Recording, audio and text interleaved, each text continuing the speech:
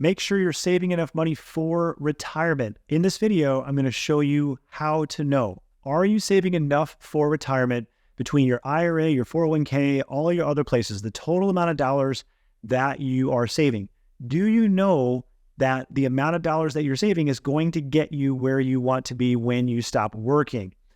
Today, we're going to talk about how to figure that out. Plus, I'm going to give you a calculator so that you can do it yourself. By the end of this video, you should know how to know your number.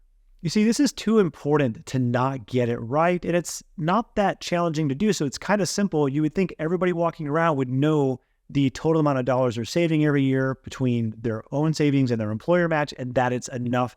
And yet most people, in fact, many people don't know if it's enough. They're just kind of doing what they can do.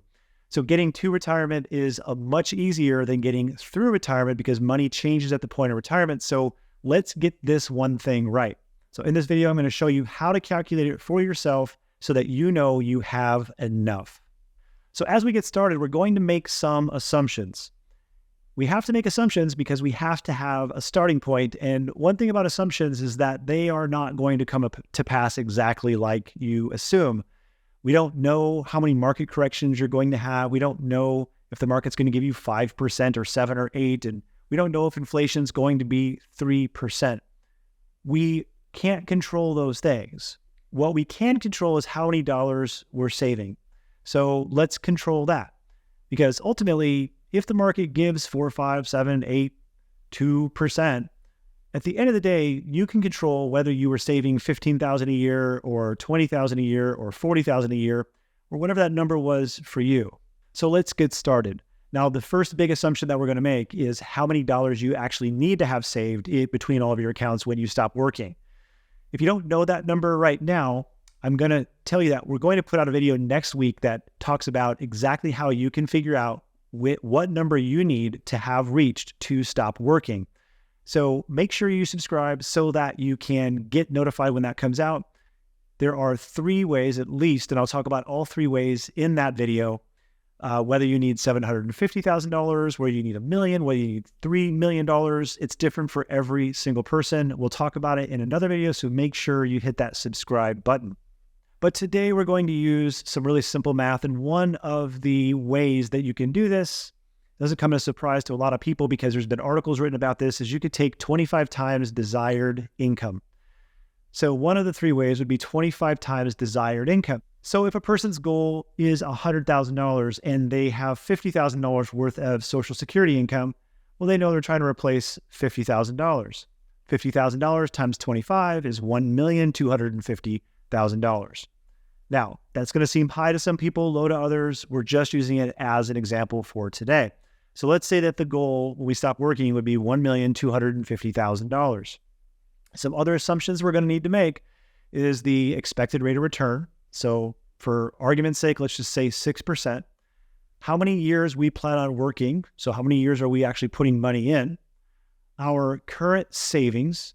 So our current savings could be, say, $600,000 between all of our accounts. If we were to add them all up everywhere, say it's $600,000. Let's say that there are so many dollars that we're saving every year, which kind of brings us to that last assumption, which is how many dollars are you saving every single year? So how many dollars you're saving each year, you're going to want to know. Are you putting so many thousands of dollars into your 401k plus the catch up? What about your employer match? How many dollars is that? You can look at your pay stub to find that out. You could do some simple math to find that out, but you want to know, out of all places, how many dollars are you saving? Because what we're going to do is we're going to figure out how many dollars do you need to be saving to end up at that lump sum. Now, we could take those assumptions and we could use a financial calculator and solve for payment, or we could use the provided Excel spreadsheet that you can get in the show description. So let's take a look. Okay, so this is a very simple calculator. How much money do you need to have saved? And we're going to go ahead and say 1.250. You could put whatever number in there that you find. Again, check out the other videos to find out how much money you would need. And then we're not going to type in this box here because this is what we're going to use to help us figure out how close we would get if we saved a certain amount of money. And then the next box is, well, how much do you currently have saved? So what are all of the sources of today's savings? So let's just pretend that we typed in $600,000 there. And then we don't want to mess around too much with the estimated rate of return. Whatever you find you believe you're going to achieve, that's for another video, but we're just going to put 6% in there. Of course, you could change this for you, whatever number is relevant that you want to put in there.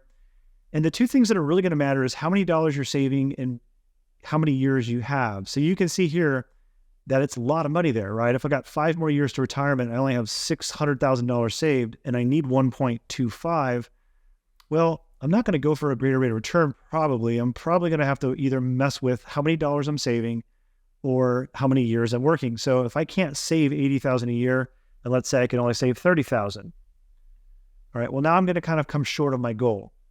So I might have to decide to work more years. So I may say, well, what if I worked 3 more years than I was thinking? Okay, well, 3 more years gets me pretty close to there. So you could play with this. You could say, well, what if I worked 2 more years on top of what I was thinking? So 7 total. Okay, well, kind of the sweet spot is probably 8 years. So you can mess with this and you can find out exactly how many dollars do you need to be saving to equal what you would like. I think every single person should probably know that number right there. Remember, your goal is to just know that you're saving enough dollars to end up where you want to be. And then after you know that number, you want to do 2 things. So you want to adjust your actual savings so that it's really happening. And then very importantly, you don't want to put it all in the same tax bucket. So you want to spread the tax love around. So don't end up with it all in qualified accounts only, because then you'll have a tax problem. And I talk about that in other videos. If I could put this in simple steps, I would say, get your assumptions together, use the calculator to figure out your number, and then make that savings happen and don't save it all in the same bucket. Make those adjustments that you need to make. I made another video about account tax types to make sure you are spreading those dollars into the right accounts. So be sure to check that out here.